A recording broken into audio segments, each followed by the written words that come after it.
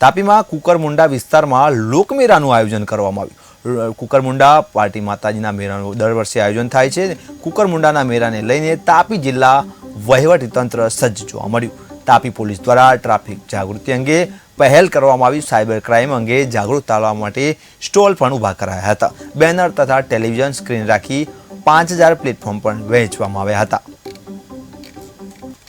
અત્રેના તાપી જિલ્લાના નિઝર ડિવિઝનના કુકરમુંડા ખાતે પાટી અંબા માતાનો એક લોકમેળો યોજાઈ રહ્યો છે, જે 22 થી 27 તારીખનો છે અને જેમાં પ્રતિદિન 25,000 આશરે લોકો મુલાકાત લઈ રહ્યા છે। તો સુરત તાપી પોલીસ દ્વારા એક ઇનિશિયેટિવ લેવામાં આવેલું છે અને જેમાં આપણે જાણીએ છીએ એ પ્રમાણે કે આ વિસ્તારની અંદર ફેટલનો બહુ મોટો વિકરાળ એક પ્રશ્ન છે અને જેમાં હેડ ઇન્જરીને કારણે ઘણા લોકો અવસાન પામે છે।